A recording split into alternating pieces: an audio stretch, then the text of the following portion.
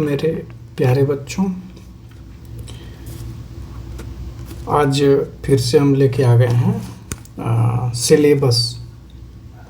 धीरे धीरे सारे जो मेंस के पेपर्स हैं उनके सारे सिलेबस माने इसके पहले जो है अभी फोर्थ पेपर का सिलेबस और जो कवर किया जाएगा आगे बताए थे। अभी फर्स्ट पेपर जो है क्लियर करेंगे कि जो सामान्य अध्ययन मुख्य परीक्षा जो प्रथम प्रश्न पत्र है यूपीएससी का और यूपीपीसीएस का, चूँकि यूपीएससी के पैटर्न पर उत्तर प्रदेश का पीसीएस और उत्तराखंड का पीसीएस दोनों अपना जीएस का पेपर रखते हैं, तो इसी से आप जो है कंपैरिजन कर सकते हैं इस चीज़ के लिए। तो आइए पेन सेलेक्ट कर लेते हैं और फिर जो है प्रारंभ करते हैं। क्या नाम है?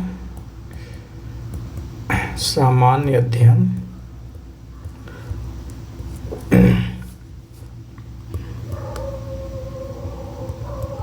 पेपर 1। ठीक है, इसका पूरा नाम क्या है? भारतीय विरासत और उसकी संस्कृति, विश्व का इतिहास एवं भूगोल और समाज। इतनी चीजें हैं। पहला क्या है? भारतीय इतिहास,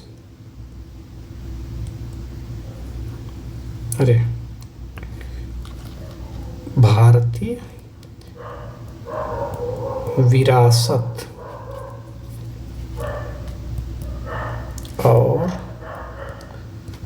उसकी संस्कृति। अब एक काम करिएगा, इसको वीडियो को ऑडियो फॉर्म में है चूँकि और लिखित फॉर्म में है, तो आप इसको 1.25 या 1.5 पे करके देख सकते हैं आराम से, ज़्यादा बेहतर रहेगा। मैं थोड़ा धीरे बोलता हूँ इसलिए। उसकी संस्कृति। दूसरा पोर्शन क्या है? विश्व का इतिहास। ये चीज़ आपको एनसीईआरटी में जो है विश्व का इतिहास पूरा मिल जाएगा।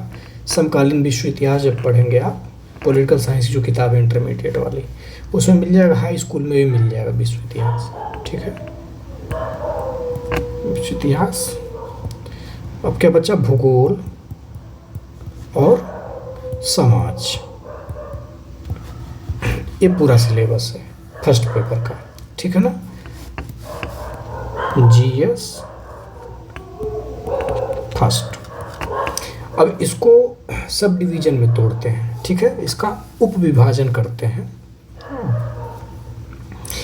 यह टोटल आपको जो है 12 भागों में उप विभाजन किया जाएगा। ठीक है, इसमें कौन कौन सब कैटेगराइजेशन हो रहा है आप आगे देखिए अगले पेज पे। ठीक है, इसका पहला क्या है टॉपिक? भारतीय संस्कृति में प्राचीन काल से आधुनिक काल तक के कला के रूप, साहित्य और वास्तुकला के मुख्य पहलू। ठीक है, क्या है? भारतीय संस्कृति में लिखते हुए इसलिए चल रहे हैं ना, ये चीज़ें आपको याद हो जाएंगी। थोड़ा वीडियो बड़ा होता है,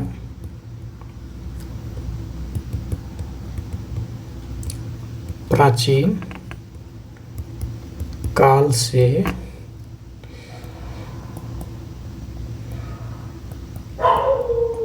आधुनिक काल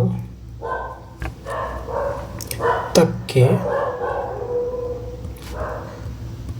कला के रूप। और ध्यान दीजिएगा, माने हड़प्पा से लेकर के, हड़प्पा से और पहले चलिए। ठीक है, आद्य ऐतिहासिक काल, हाँ, नव पाषाण काल, पूरा पाषाण काल उसके पहले का एकदम, हाँ, मध्य पूरा पाषाण काल और उत्तर पूरा पाषाण काल, फिर नव पूरा पाषाण काल।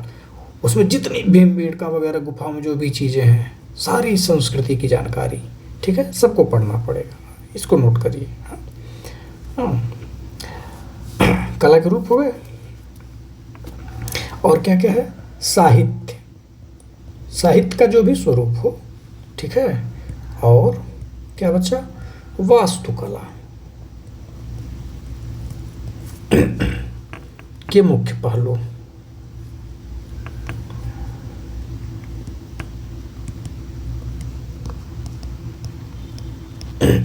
ठीक है, दूसरा क्या शामिल करेंगे?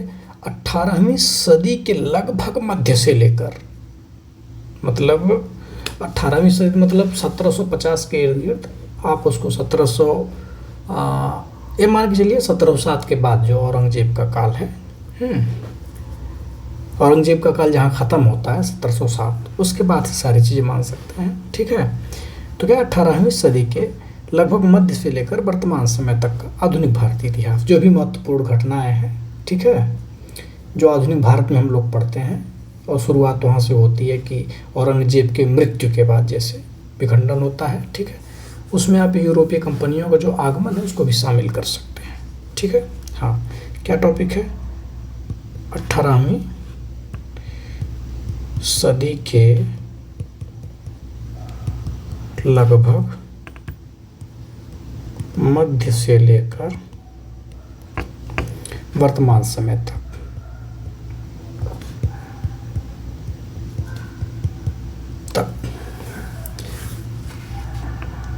का आधुनिक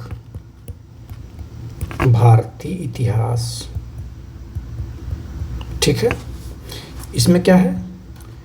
जो महत्वपूर्ण घटनाएं हैं, और क्या है?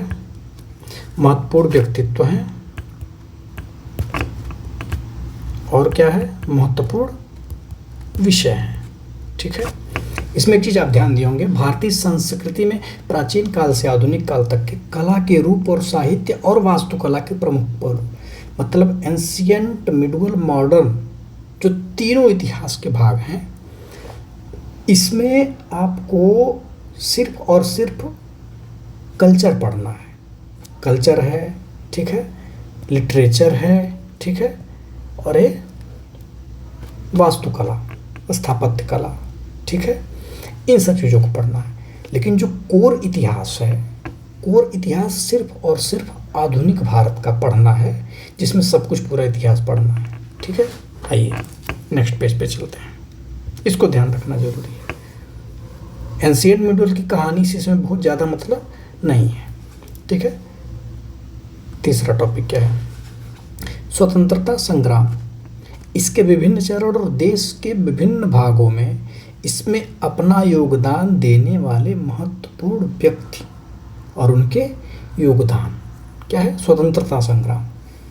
मतलब आप इसको जो है 1857 की क्रांति थी, वहाँ से लेकर के जोड़ सकते हैं। 1857 बिपिन चंद्रा की जो किताब थी, भारतीय स्वतंत्रता संग्राम जो था, वो 1857 से ही शुरू होता है, हाँ, और 1947 तक। आइए, क्या है? स्वतंत्रता संग्राम। बहुत ज़्यादा नहीं खींचेंगे इसको, क्योंकि पिछली बार वीडियो लगभग 1 घंटे का हो गया था। इसको जल्दी जल्दी ख़त्म करना है, जिससे आप लोग जल्दी फास्ट करके 10 मिनट 15 मिनट में कंप्लीट कर लें। स्वतंत्रता संग्राम, इसके विभिन्न चरण,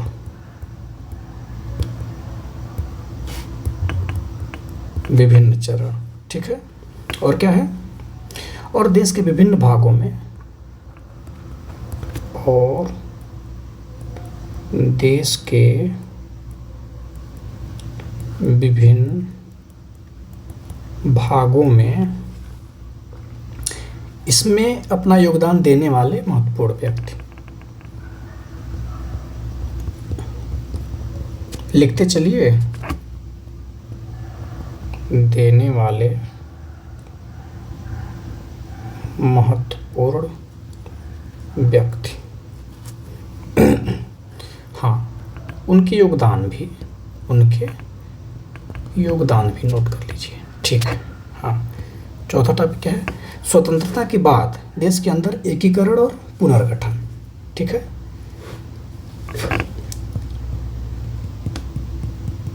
स्वतंत्रता के पश्चात या बाद देश के अंदर एकीकरण और पुनर्गठन, मतलब जो रियासतें थी 500 से ज़्यादा, सबका एकीकरण जो वल्लभ भाई पटेल ने किया, और अंतिम में हैदराबाद, जूनागढ़ और कश्मीर का हुआ। ठीक है, और फिर उसके बाद फ्रांस का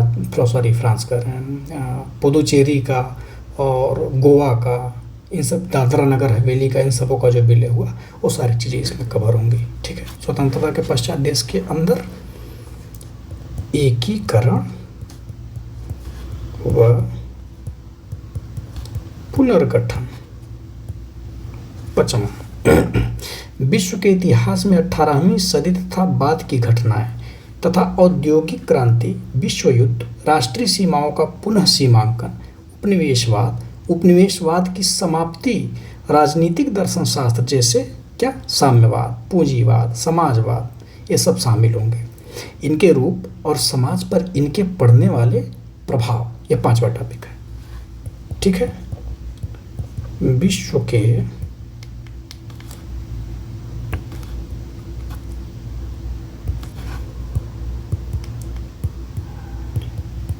इतिहास में 18वीं सदी तथा बाद की घटनाएं। आपको बताते चले बीच में कि ये सिलेबस बेसिक जो नई तैयारी की शुरुआत कर रहे हैं उनके लिए है कि अभी सिलेबस धीरे धीरे सब समझ लें, रट लें, जान लें, और इसके बाद जो पहला क्लास शुरू होगा इस पर ऐसे ही शुरू होगा, क्योंकि इतना सेटअप नहीं है कि बहुत सारे डिजिटल बोर्ड लेके आ सके। इस पर ज्योग्राफी शुरू होगी, हाँ, भूगोल, और भूगोल का कोर बेसिक शुरू होगा। ठीक है। वो सारी चीज़ें आपको समय से ऐसे ही आके पढ़ाई जाएंगी, बताई जाएंगी। मैं ही पढ़ाऊँगा भूगोल, और मेरा प्रयास रहेगा कि 45 से 50 क्लास में आपको भूगोल के सारे बेसिक जो है पढ़ा दें, जिससे आपको किसी भी परीक्षा में बेसिक में कोई समस्या ना हो। इसके बाद इकोनॉमिक्स का बेसिक बताया जाएगा। उसके बाद फिर आपका जो ये बेसिक, देखिए मूलतः जो ना भूगोल और इकोनॉमिक्स का ही बेसिक होता है, बाकी बेसिक उसमें जोड़ा जाता है, इन्हीं दोनों से पैदा होता है बाकी सब कुछ। ठीक है। तो उसके बाद आपका एनवायरनमेंट है और साइंस टेक है, सारी चीज़ें, और बाकी जो सब्जेक्ट मैं नहीं पढ़ाऊँगा वो और अध्यापक हैं, मित्र लोग हैं साथ के, वो सारे लोग हैं टीम में, सब लोग पढ़ाएंगे, और ये सारी चीज़ें आपको फ्री ऑफ कॉस्ट दी जाएंगी। ठीक है। और आने वाले समय में जो सेलेक्टेड नॉन सेलेक्टेड जो भी लोग हैं इस फील्ड में हैं, उनसे प्रयास किया जाएगा कि इस पर जो है, हाँ पहले बता दें, कोई पेड कोर्स कभी नहीं आएगा, कभी भी कोई भी पेड कोर्स नहीं आएगा। या शुद्ध रूप से आने वाले समय में सब कुछ इस पे एक साथ दे दिया जाएगा, जिससे जिनकी स्थिति ऐसी नहीं है कि पढ़ सकें, वो सारे लोग अपनी तैयारी कर सकें, काम करते करते कर सकें, खेती बाड़ी करते हुए कर सकें, कोई दिक्कत नहीं हो। गांव में है, शहर में है, कहाँ हैं, क्या कर रहे हैं, अगर वो कहीं जाके नाई का भी काम कर रहे हैं तो अपने काम से फुर्सत पाने के बाद अपने उसी ऑफिस में काम ख़त्म करने के बाद 2-3 घंटे पढ़ सकें, कोई दिक्कत नहीं, कोई काम छोटा नहीं होता है। ठीक है। तो इसलिए प्रयास यही रहेगा। अब देखिए कहाँ तक सफल होता है, कितना समय निकल पाता है, कितना सपोर्ट मिल पाता है, और यूट्यूब का एल्गोरिदम कितना काम कर पाता है। बाकी चीज़ें तो प्रभु के हाथ में। आइए कहाँ पे थे, विश्व के इतिहास में 18वीं सदी तथा बाद की घटनाएं तथा औद्योगिक क्रांति तथा औद्योगिक क्रांति, राष्ट्रीय सीमाओं का पुनर्सीमांकन। अच्छा, इसको अगले पेज में डालते हैं, नेक्स्ट पॉइंट बना के, ठीक रहेगा। क्या है, राष्ट्रीय सीमाओं का पुनर्सीमांकन। राष्ट्रीय सीमाओं का पुनः सीमांकन। और क्या बचा, उपनिवेशवाद। उपनिवेशवाद और क्या बचा, उपनिवेशवाद की समाप्ति। इसको एक फांसी रखिए, हुआ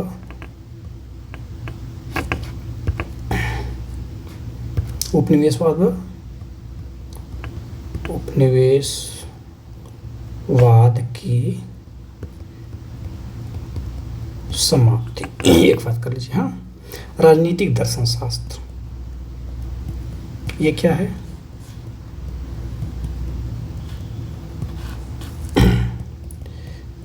जैसे ये है, जैसे साम्यवाद, समाजवाद, पूंजीवाद, ठीक है।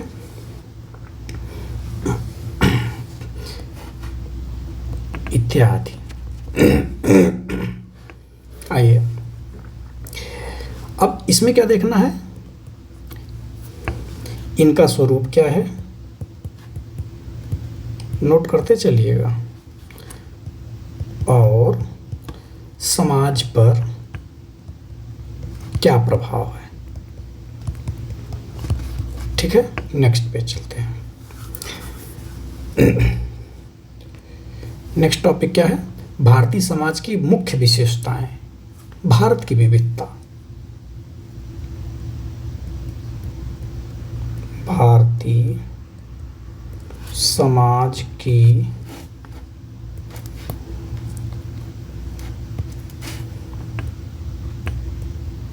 मुख्य विशेषताएं, और क्या है, भारत की विविधता, और क्या है, महिलाओं की भूमिका और महिला संगठन, जनसंख्या और संबद्ध मुद्दे, ठीक है। जनसंख्या और इससे जो संबद्ध मुद्दे हैं, गरीबी और विकासात्मक विषय, शहरीकरण, उनकी समस्याएं और इनके रक्षा करने के उपाय, रक्षोपाय, ठीक है। महिलाओं की भूमिका, महिलाओं की भूमिका और महिला संगठन। आपको लग सकता है कि सिलेबस क्या तुक है पढ़ाने का, बिना मतलब के 10-12 क्लासेज, एक पेपर का सिलेबस आधा आधा घंटा, ऐसा इतना समय। अरे भाई साहब, जिसके लिए आप 5 साल 7 साल कितना समय लग सकता है, हाँ, ज़िंदगी खपाने के लिए तैयार हो रहे हैं, उस रास्ते पे चलना कैसे है यही न जान पाइए तो क्या मतलब है। और ऐसे सिलेबस 2-4 बार 5 बार 8 बार पढ़ना चाहिए, हरदम पढ़ना चाहिए जब तक रट्टा याद न हो जाए, क्योंकि सिलेबस ही कुंजी होता है। जैसे संविधान की प्रस्तावना वैसे परीक्षा का सिलेबस, ये जान लीजिए, ये ध्यान रखिएगा, ठीक है। और यह क्लास में आपकी रिकॉर्ड कर रहा हूँ 3:35 सुबह, ये जान लीजिए, ठीक है ना। तो आप लोग थोड़ा ध्यान दीजिए, ठीक से पढ़िए, क्योंकि मैं जब भी समय मिलता है मैं उस समय प्रयास करता हूँ निकाल के कुछ रिकॉर्ड करूँ, आप लोगों के लिए कुछ करूँ, ठीक है ना। अब व्यस्तता तो है, अब जीवन है, चल रहा है अपना भी काम धाम, तो आप लोग समझिए, बाकी बातें तो धीरे धीरे पता ही चलेंगी, सारे कुछ आमना सामना होगा। तो खैर, कहाँ थे हम लोग, महिलाओं की भूमिका और महिला संगठन। चलिए, जनसंख्या एवं संबद्ध मुद्दे, ठीक है। और क्या है, गरीबी और विकासात्मक विषय, इसको एक साथ कर लेते हैं, गरीबी व विकासात्मक विषय। क्या है, शहरीकरण, शहरीकरण, ठीक है। शहरीकरण की समस्याएं, ठीक है। और ये शहरीकरण की समस्या और इन समस्याओं के रक्षा करने के क्या उपाय हैं, ठीक है। नेक्स्ट टॉपिक पे चलते हैं, नोट कर लीजिए, ठीक है। भारतीय समाज पर भूमंडलीकरण का प्रभाव। भारतीय समाज पर भूमंडलीकरण का प्रभाव। एक चीज़ ध्यान दीजिएगा, इस तरह के जो टॉपिक हैं भारतीय समाज पर भूमंडलीकरण के प्रभाव, सब टॉपिक में जो सिंगल ऐसे हैं, एक ही फेहरिस्त में लिखे हुए हैं, यहाँ से प्रश्न हर साल आता है। और यह प्रश्न ऐसे प्रश्नों को आप जो सिलेबस में हैं उन्हें रट लीजिएगा, जैसे अभी इसके पहले एक और टॉपिक था, भारतीय समाज की मुख्य विशेषताएं, भारत की विविधता। यहाँ से फिक्स प्रश्न है, अगर प्रीवियस ईयर देख लेंगे तो भी कर लेंगे ऐसे प्रश्न, और ऐसे प्रश्नों में कोई गलती नहीं होनी चाहिए। ऐसे ही प्रश्न बहुत शानदार तरीके से लिखे जाते हैं और इन्हीं में 1-2 नंबर 3 नंबर एक्स्ट्रा मिलता है और यही डिसाइड करता है कि आपकी रैंक क्या होगी। तो ऐसे जो स्वतंत्र प्रश्न है, स्वतंत्र टॉपिक हैं, जैसे स्वतंत्रता के पश्चात देश के अंदर एकीकरण और पुनर्गठन था, यह भी बिल्कुल बहुत बड़ा टॉपिक नहीं, बहुत छोटा टॉपिक है और यहाँ से लिमिटेड प्रश्न, फिक्स प्रश्न आएंगे। ठीक है, हाँ, तो कहाँ थे?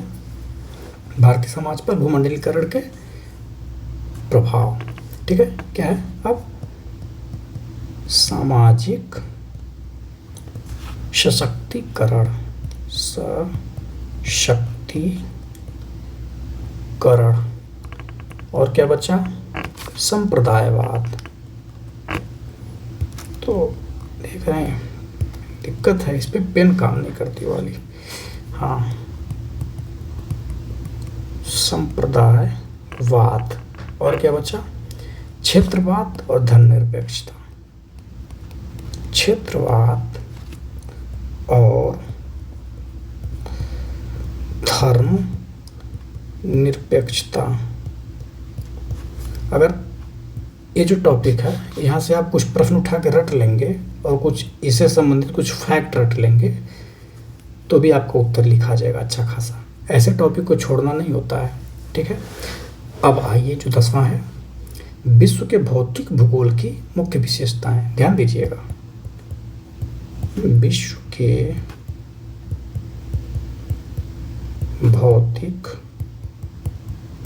भूगोल की मुख्य विशेषताएं। भौतिक भूगोल की विशेषताएं हैं, ध्यान दीजिएगा, जो बेसिक्स ऑफ ज्योग्राफी होते हैं वो चीज़ें हैं यहाँ पे।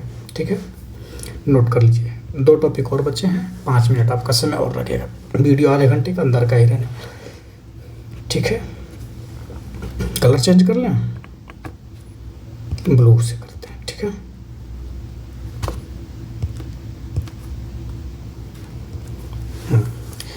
विश्व भर के मुख्य प्राकृतिक संसाधनों का वितरण, दक्षिण एशिया और भारतीय उपमहाद्वीप को शामिल करना है इसमें। ठीक है, विश्व भर के मुख्य प्राकृतिक संसाधनों का वितरण, जिसमें दक्षिण एशिया और भारतीय उपमहाद्वीप भी शामिल हैं।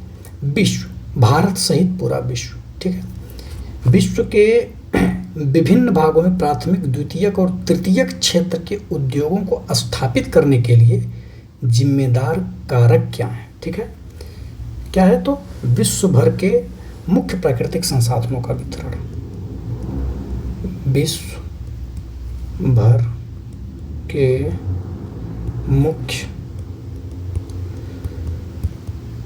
प्राकृतिक संसाधनों का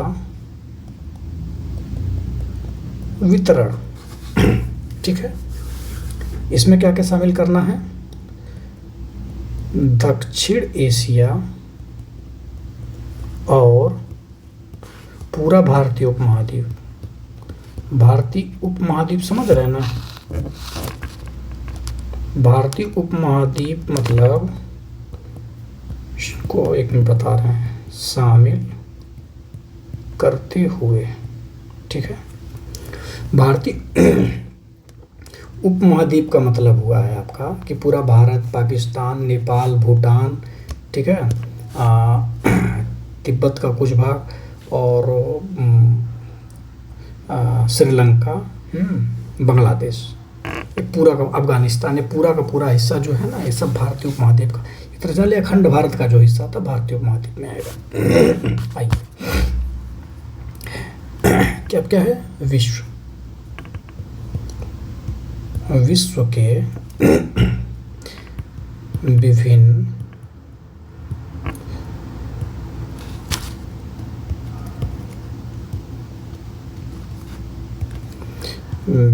के विभिन्न भागों में प्राथमिक, द्वितीयक और तृतीयक।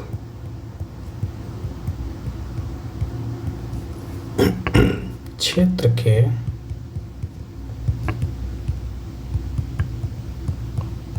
उद्योगों को स्थापित करने के लिए जिम्मेदार कारक। ठीक है, ये भारत सहित है, भारत भी इसमें शामिल है, सिर्फ विश्व नहीं, पूरा भारत सहित विश्व। ठीक है, इसमें क्या देखिए, प्राथमिक, द्वितीयक और तृतीयक क्षेत्र क्या है। प्राथमिक क्षेत्र कैसे है, जो कच्चा माल जहाँ से पैदा होता है, जैसे एग्रीकल्चर संबंधित जो चीज़ें हैं, खनन से संबंधित जो चीज़ें हैं।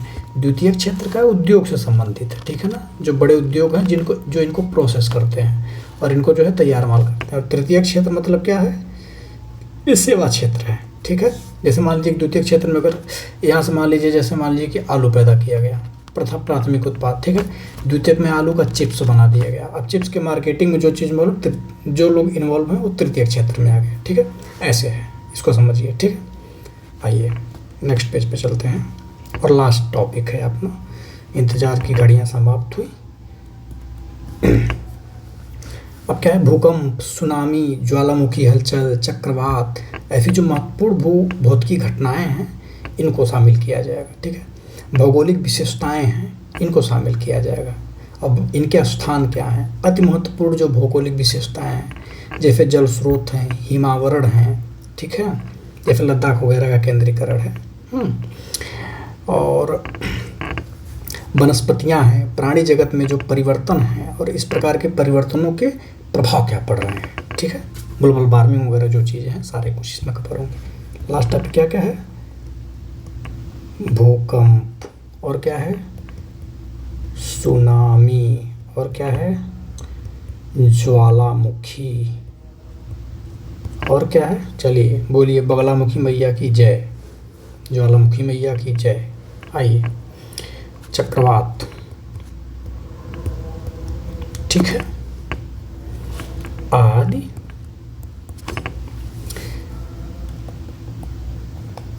जैसी महत्वपूर्ण भूभौतिकीय घटनाएं। ठीक है, अब क्या है, भौगोलिक, नोट करते चलिएगा भाई, विशेषताएं। लिखने में थोड़ा समय लगता है लेकिन कायदे से सुनिएगा, फास्ट करके याद हो जाएगा सब, बहुत ज़रूरी है याद रखना। और उनके स्थान,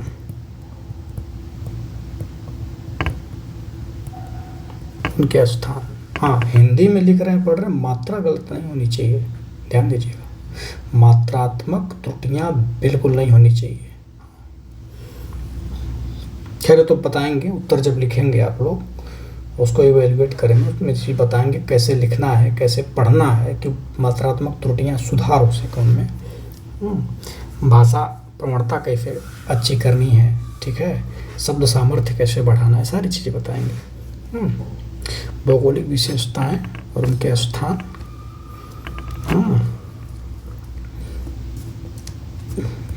अब क्या है, अति महत्वपूर्ण भौगोलिक विशेषताओं, अति महत्वपूर्ण भौगोलिक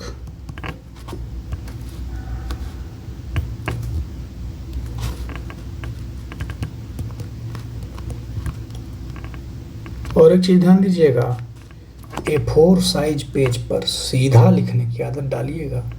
और जो सबसे बड़ी बात है ना, जो चिंदी चिंदी छोटा छोटा लिखते हैं ना लोग, बिंदी भर भर का, ऐसी गलती कभी मत करिएगा। शब्द अक्षर इतने बड़े लिखे जाएं कि दूर से, इतने दूर से कायदे से दिखे। ठीक है, सीधा लिखने का प्रयास, जीरो रेखा जरूर लगाना है। ठीक है, ये सारी चीज़ें छोटी छोटी चीज़ ध्यान रखनी है। हर क्वेश्चन में आधा नंबर, 1 नंबर एक्स्ट्रा दिलाएगा। आइए चलिए, इसके बाद फिर दूसरा प्रश्न पत्र कल हल कराएंगे सिलेबस। ठीक है, आइए क्या बच्चा, विशेषताओं में क्या क्या है। ये जो विशेषताएं हैं ये जल स्रोत भी कवर करने हैं, जल स्रोत तथा हिमावरण सहित। ठीक है, अति महत्वपूर्ण भौगोलिक विशेषताओं,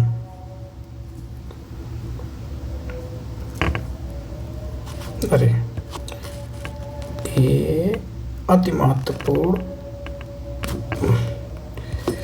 भौगोलिक विशेषताएं। अब क्या बचा, वनस्पति एवं प्राणी जगत, वनस्पति एवं प्राणी जगत में परिवर्तन और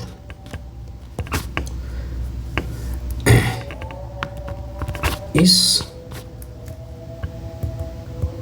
प्रकार के परिवर्तनों के प्रभाव। दैट्स इट, ये पूरा सिलेबस खत्म हुआ आपका। ठीक है, 12 सब टॉपिकों में। अब इनको आप लिख लीजिएगा। ठीक है बच्चों, और आप ये बोधिसत्वा ग्लोबल स्टडी को ज़रूर सब्सक्राइब करें और दोस्तों को भी रिकमेंड करें जो इनिशियल स्टेज में हैं, जो शुरुआत कर रहे हैं। और सब्सक्राइब करें। मैं हूं भरत, आपका कोच, आपका साथी, आपका मेंटर। आपको जहाँ भी ज़रूरत होगी मैं खड़ा रहूँगा। ठीक है, आपको बाकी के लिंक के साथ आ सकते हैं। ठीक है, सेम ही जो है टेलीग्राम भी है, आप आ सकते हैं वहाँ भी। लिंक क्या है, बोधिसत्वा ग्लोबल स्टडी, सीधा सीधा आप लिखिएगा। टेलीग्राम चैनल से। ठीक है, इंस्टा फेसबुक ये सब कुछ नहीं है, सिर्फ यूट्यूब है और टेलीग्राम है। टेलीग्राम पे आपको PDF वगैरह मुहैया कराया जाएगा, जो चीज़ें रहेंगी ज़रूरत के हिसाब से। और बाकी इस पे जो है लाइव क्लासेस रहेंगी। ठीक है, फिर मिलते हैं बच्चों, बाय।